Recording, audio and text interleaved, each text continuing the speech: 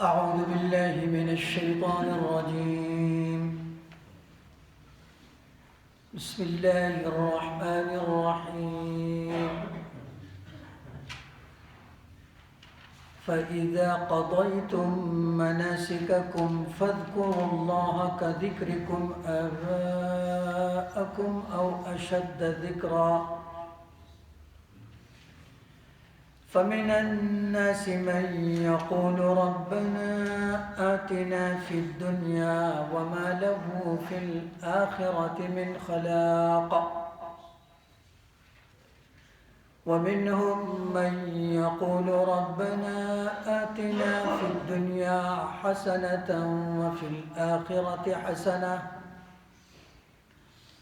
وفي الآخرة حسنة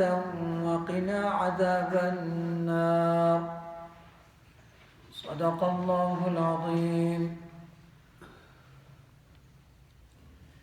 सूरत अल-बक़रा आयत नंबर 200। तदी आयत करीमा की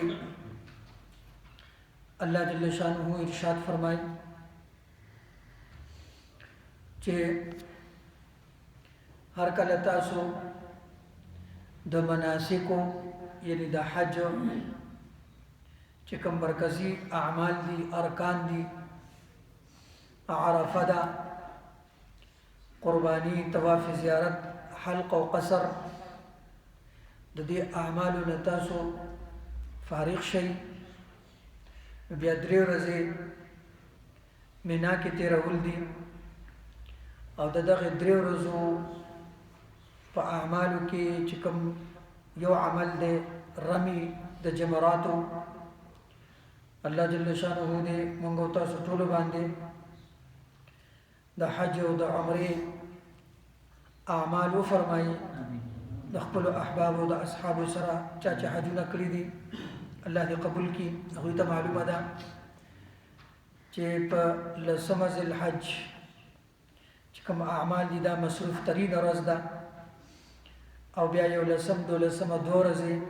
द्रे रज़े इख्तियारी दा तर मासपखीना पूरे द देव रज़ो द पारा सेवाद रमी जमरातुना बल्स काबिल ज़िक्र स अमल निश्ता बस हुज्जाज किराम पख द मिना प मैदान के पख्पल खेमों के पख्पल मकामात के अगई क़याम कई नु द जाहिलियत दखल को दायो रस्मो यो रिवाजो चिद्वी हर कला द हज द अरकानुना और द हज द अमालुना वज़गार शो और द मैदान के बददी दरज या दरज क़यामो द पज़ेद दे चिद्वी द अल्लाह इबादत द अल्लाह ज़िक्र अल्लाह सर ताल्लुक़ मुनाजात दुआगाने चिकम अमाल दी द इबादातो या द योबल सरा खैर खबर ज़कत हज दा द आलम इस्लाम द मुसलमानानो आलमी इज्तिमा दा मकसद और गरज़ द अल्लाह तक़र्रुब और द अल्लाह मारिफत हासिल वल्दी। लेकिन द तमामी दुनिया मुसलमानान द हज प मौजू बाने राजमशी चिकम मसाइल दी द आलम इस्लाम द आग मसाइलों पबारके आगा द योबल सरा तबादल ख़यालू की द योबल सरा खबर तरीउ की और पागी की बेले फैसलियों की द अहल इस्लाम द मसलहत और द कामयाबी द पारा द रूह द हज चागा तकरीबन तकदीर हद पूरे रूह द अमल तकरीबन द हरियो आगा पर नज़र बानी नख करी अल्लाह दी मंगोता सोटूल मुसलमानान तनसीबो फरमाई दी द जाहिलियत दे खल्को बा दी पमेना के वी जलसे कवले और दाग जलसो दाग इज्तिमाआत मौजू आगा बदाव च हरियो कबीले और हरियो कौम बा दखलो मशरान द आबा व अजदाद कारनामी बयानोले या रिश्तिया या दरो अगर क्या हर किस्म है पे मजमून बांधे कि खलक राजम शी और पागी के زمون آبا او اجداد او زمون اکابر دا کړی دي دا کارنامې دي او هغې باندې به فخر کوو. رب العالمین دلته فرمایل چې تاسو د دغه دروغو د رښتیاو د کارنامو د اکابرو د مشرانو د هغې په ځای باندې چې تاسو د خپلو مشرانو د خپلو اکابرو مفاخر او د هغوی کارنامې بیانوي، نو دا څه عمل دی چې کوم اصل خلق دي هغه د خپلو اکابرو کارنامې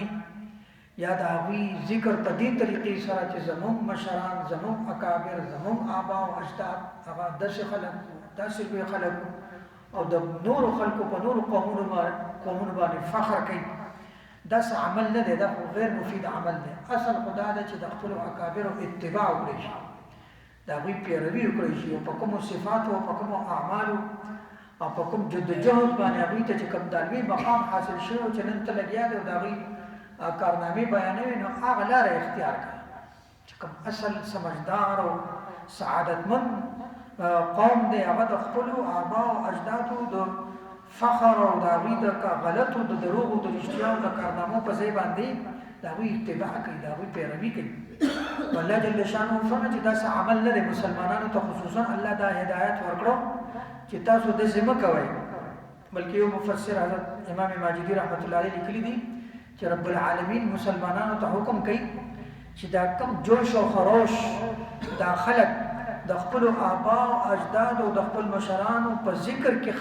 د هغې اظهار کوي، دغه جوش او خروش تاسو د الله په ذکر کې د الله په نوم کې وښایئ، د الله په محبت کې وښایئ. ستاسو نه قوم شته نه نسل، او ستاسو اصل کار دا دی چې تاسو د خپل رب سره د خپل رب د اطاعت سره د خپل رب د تعلق سره ستاسو تعلق دی چې د دې اعمالو نه بعد موږ د الله په ذکر کې د الله په تعلق کې څومره مخکې شو، د الله ذکر کوئ، د الله نوم اخلئ. نو ځکه الله فرمایي فاذا قضیتم مناسککم، ہر کله چې تاسو د دې یو معنی خدا دا چې کوم حضرت لیکلی دا جب تم اپنے حج کے کام پورے کر چکو، د حج اعمال تاسو د هغې ادایګي وکړه.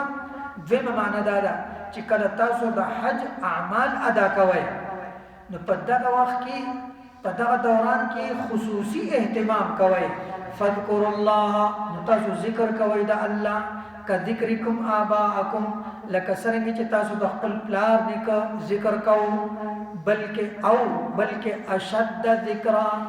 د دینم زیات شد و مد سره، د دینهم زیات د جوش و خروش سره تاسو د الله په ذکر کې خپل جذبات چې دی هغه صرف کوي او د الله ذکر د دینم زیات په شد و مد سره کوي. مخکې بیا الله فرمایي چې ذکر کوونکي حج کوونکي دعا غوښتونکي په دوه قسمه دي. یو هغه قسم دی فمن الناس د دې خلقنا من، یو قسم هغه خلق دی یقول د قول نه دی، قول د دې یوازې معنی دا نه ده چې په دعا کې دا وایي، بلکې د قول یو معنی دا ده چې په دعا کې دا غواړي، د دوی د زړه تمنا دا ده، دوی د دوی حال او کیفیت د هغې نه هم دا معلومیږي، د دوی په زړه کې دا ارمان هم دی. ربنا چې زمونږ پروردګاره آتنا فی الدنیا، راکا چې څه دي موږ ته په دنیا کې، د دوی اعمال، د دوی جدوجهد، د دوی دعاګانې، د دوی آرزوګانې، د دوی تمناګانې هغه څه دي چې څه دي خو په دنیا کې راکړي. د آخرت په باره کې د دوی سره څه پروګرام نشته، د آخرت په موضوع باندې د دوی څه تصور نشته چې الله ته به پیش کیږو، د دنیا نه به ځو، الله ته به چې دی نو حساب و کتاب ورکوو، جنت دی دوزخ دی، دې باره کې هیڅ قسم څه تصور نشته. د دوی د اعمالو، د دوی د دعاګانو، د دوی د تمناګانو، تر دې پورې د دوی د وظیفو مقصد څه دی چې دنیا د مرګ نه مخکې چې کوم حالات دي هغه حالات هغه خوشي، بس د مرګ نه مخکې چې کوم حوایج دي خواهشات دي هغه صحت ته ورسي او هغه پوره شي. نو بل قسم هغه خلک دي د هغې بیان به سبا کوو. الله د دغه قسم خلکو بیان کوي چې د دوی لوی نقصان خدا دی. ډېر خلک دي الله مني، د الله رسول مني، لیکن د آخرت په باره کې د هغوی څه استهزار نشته. آخر ترغیب العبادات هغه د دنیا دپاره، مونځ د څه دپاره؟ عبادت ذکر د ست لپاره چې کاروبار مې خوشي بده غرض دی روزګار به لاوي اولاد دي شي نن کې دي شي ډیګري کور به لاوي رشتہ وشي کنه دي بده غرض دی. موږ په مجلس کې تقی صاحب سره ناستو هغه بیان فرمایلو چې کومه وظیفه تا شروع کړه په یو نیت سره د دنیا په یو غرض سره او هغه غرض ستا پوره شو لیکن تا هغه وظیفه د الله غ ذکر د الله غ نوم یا هر قسمه چې کوم مسنون یا صحیح وظیفه دا صحیح عمل دی دا پرې نه خو دا هغه قائم وساتو نو دا د الله ذکر کې شامل دی په دې باندې تا ته ثواب ملويږي. لیکن یو وظیفه یو عمل ته د دې لپاره کې چې زما دنیوي غرض پوره شي څه خبره نه ده څه د ګناه خبره نه ده لیکن دنیا خپل غرض جوړول دنیا خپل مقصد جوړول چې بس اوسې خو چې دغه څه شي د بر د مخ کې دا ټول کار روزګار دا برابر شي او د آخرت څخه قسم تصور نشتا تا وظیفه پرې خو دا کار شو وظیفه پرې خو دا نو په دې باندې تا ته ثواب د الله نه د ثواب امید مساته بس یو مقارز دی او هغه پوره شو بار صورت د دې لوی نقصان دا دی چې وما له فی الاخرته من خلاق په آخرت کې بیا څه نه ملاويږي. فمن الناس بعض خلق من هغه دی یقول چې هغه وایي هغه غواړي ربنا آتنا فی الدنیا ای زمون پروردگارا مونږ لرا کې چې سدي په دنیا کې وما له فی الاخرته من خلاق او د دې لپاره په آخرت کې هیڅ قسم حصہ د بدل نوي هیڅ قسم حصہ د الله د رحمت نوي هیڅ قسم حصہ د انعام بنوي. فاذا قضيتم مناسككم